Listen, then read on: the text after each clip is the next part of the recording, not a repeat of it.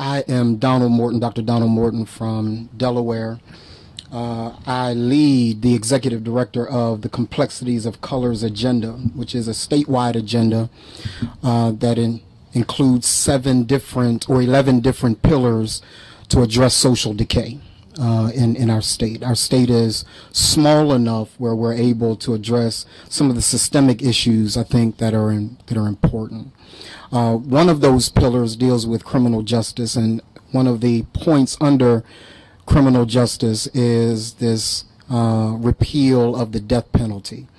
Let me kind of give you a story of an old church mother in the Baptist tradition, the Black Baptist tradition.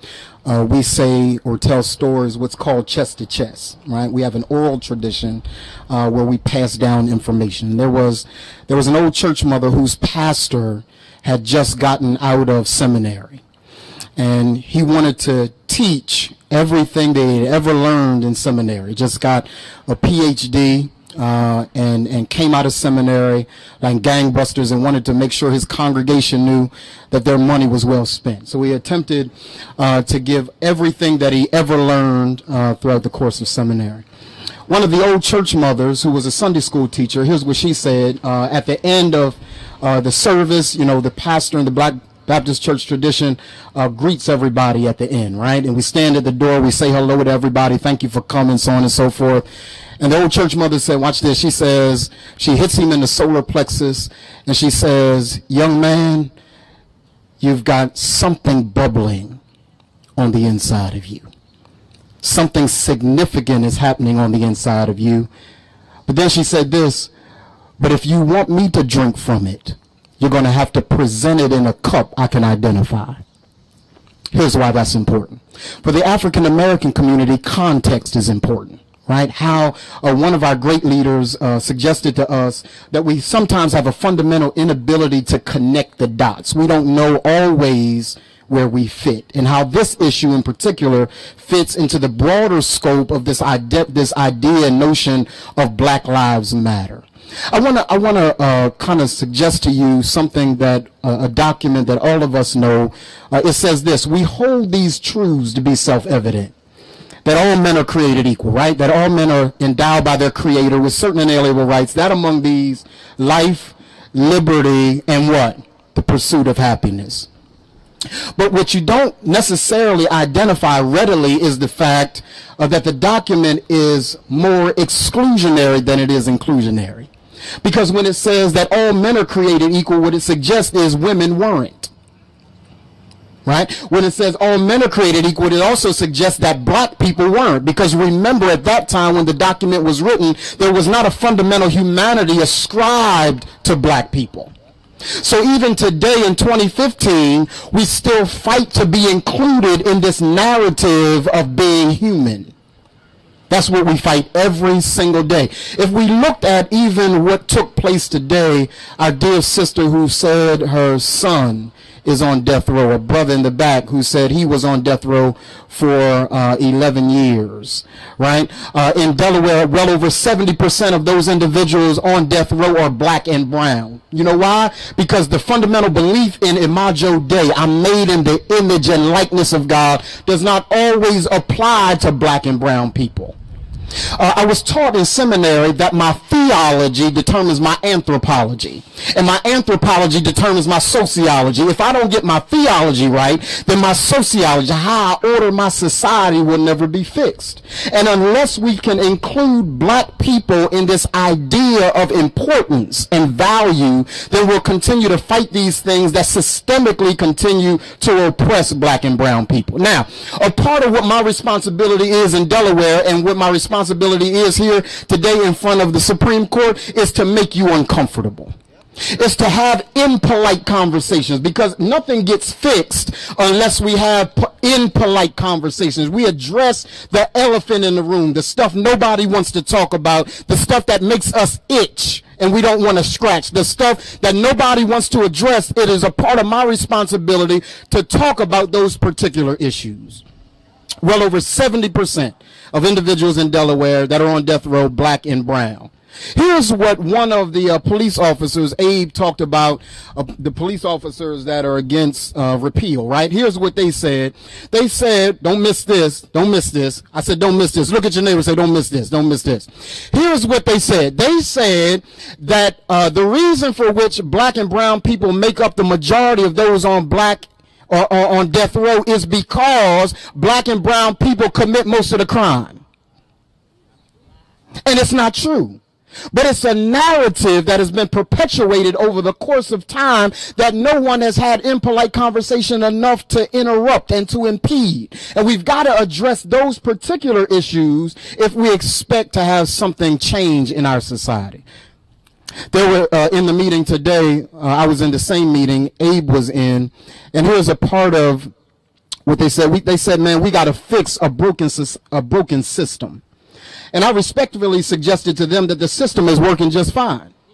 The system is doing exactly what the system was designed to do. And until we're able to address those kinds of issues, the system was designed, particularly as it relates to our sister, the system is designed to continue to marginalize and oppress people of color who have no value to our society. Watch this. The 13th Amendment abolishes slavery, watch, except for those that are incarcerated. So we don't address the real issues. We've got a system problem. And a part of the reason for which I believe we need to talk today, and I'm excited and deeply humbled that you would allow me to come and address you today. Most of you have forgotten more than I'll ever know, but I will tell you this. I do know, as a black man, 45 years old, about to be 46 years old, that I am tired of watching black and brown people funnel through a system that is designed for their systemic demise. And a part of the reason for which I'm excited that you're here is that this movement to save black lives, somebody might say, well, I'm not really here to save black lives. I'm here to save all my lives. But let me tell you this. The whole message around Black Lives Matter was twofold. It was, number one, to remind black people who had been systemically marginalized and oppressed that your life does matter. It was a message to black people. But it was also a message to the broader society, particularly the dominant culture, to suggest to the dominant culture that you need to develop a theology that includes black people as a fundamental part of humanity. Right? Because even though, let me tell you, a part of my frustration, something that I'm writing right now, is not whether black people are addressing it in the pulpits of black churches, but how many white conservatives are addressing it in their churches. Got it? Whenever I put Black Lives Matter, hashtag Black Lives Matter, if you look at I am Donald Morton, this is a shameless plug, it really is. I am Donald Morton. Twitter, I am Donald Morton. Facebook, I am Donald Morton. Instagram, everything's I am Donald Morton, right? Reminding myself that I am Donald Morton. But a part of, whenever I put hashtag Black Lives Matter, there's always someone who says all lives matter. Well, watch this. I would never have to say Black Lives Matter if black lives were included in all lives. The reason why we have to intentionally continue to suggest to people that Black Lives Matter is that we've never been included in the conversation. And we've been able to get away with not valuing a particular life that I think is important. There's an African proverb. The African proverb goes something like this. I'm going to mess it up, but you'll get the gist of it. Unless the lion has his or her own storyteller, the hunter will always get the best part of the story. Don't miss that. Unless the lion has his or her own storyteller, someone to tell the story from that community, then those that are the hunters will always have the mic and be able to tell a story that is antithetical to what's really going on. I want to thank you for allowing me to come all the way from Wilmington, Delaware through traffic if Abe's driving. I just went to sleep so I wouldn't see it all. You understand? I went to sleep. But here's why I'm here. I'm here because I'm concerned about all lives. But all lives to me also includes black lives. My theology determines my anthropology. how I view each other. And if you view black people as less than, if you view Hispanic people as less than, then we'll never ever get to fight for those who we already view as less than. We've got to elevate black and brown people to a level of humanity that our country has not necessarily been willing to do. There are many of my colleagues, I'm one of them, I agree that the death penalty is a modern day lynching. You feel that? Did you feel what just happened to you? That's the impolite stuff we've got to say. We've got to call it what it is. It is a modern day lynching. In Delaware, it's the same way. In Delaware, you don't have to have committed the crime. If you were with the one that committed the crime, you can get the death penalty. We've got to change the way we view each other, and we got to change our interaction. So part of what I'm asking everyone to do, part of what we've done with the complexities of color, is you remember King's letter from a Birmingham jail? You know what it was? It was not written to black folk. The letter from a Birmingham jail was written to white pastors who suggested that the time wasn't now, that we gotta wait. And King writes from a letter from a Birmingham jail to suggest to them that we've been asked to wait too long.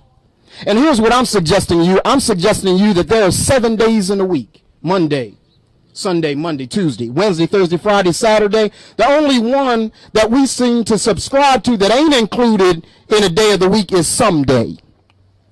Someday don't work for me. It's time for those whose lives have been put on the line, that we stand up and fight, and that we include, my brother, that we include more, because we got an internal conversation that we've got to have as black and brown people. We can't just have the dominant culture doing this, because we are a part of this conversation, and we can't just expect them to do it. We got to coalesce around each other as well. My theology determines my anthropology. My anthropology determines my sociology. Every one of those guys up there got a theology. And their theology is determining their anthropology. Their anthropology is determining their sociology. And we got to keep black and brown folk who are innately and inherently criminal off the street. Emmett Till. Because we feel safer, not when they're incarcerated, but when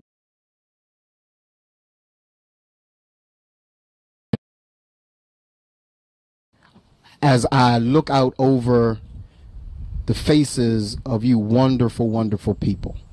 Now let me finally say this, because I have to say this, then I'm gonna hop a train. I'm going back to my wife. I miss her.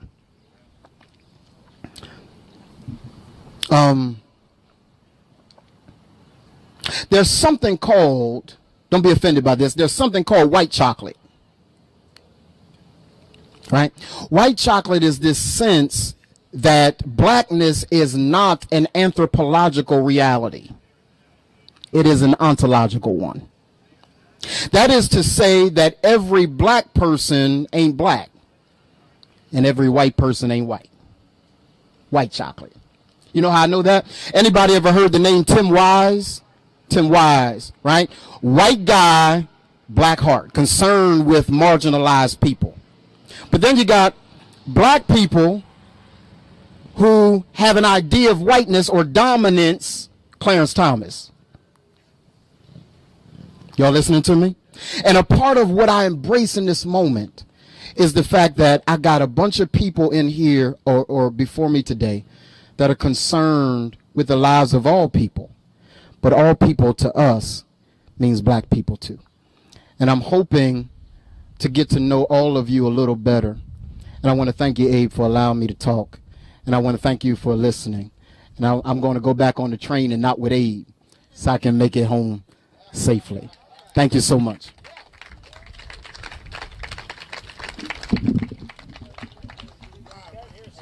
I got here safely. The Lord is good. Can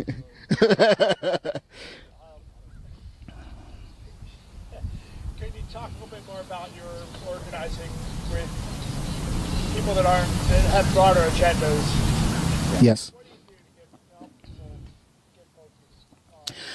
I think what's amazing to your question, Abe, is that particularly, again, giving you context, we work with all communities, but we work particularly with African American communities and mobilizing them. And what is important to understand is the black church in particular is not a monolithic idea, right?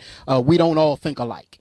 And what that then means is sometimes the black church is the one more conservative. So around issues of the death penalty, if I were to ask pastor friends of mine, hey, bro, what do you think about the death penalty? Here's what they will say to me, man. An eye for an eye. An eye for an eye, tooth for a tooth. You kill somebody, you deserve to take your life. Until I educate them, right, around what the disparities are relative to its application, who's really on death row, and so on and so forth, particularly within the context of Delaware. I took one of my friends, his name is Bishop Billy Lane. I'm going to call his name. Good friend of mine. I said, dude, what do you think? He said, Doc, I'm not with you, man. I know what you're doing. I'm not with you, though, because if somebody takes somebody's life, and by the way, the eye for the eye, tooth for the tooth thing was designed to limit retribution. It wasn't designed to exasperate it. Got it?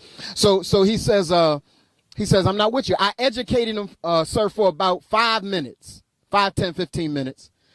And at the end of the conversation, 15 minutes to 30 minutes later, he calls me. He says, I'm with you now.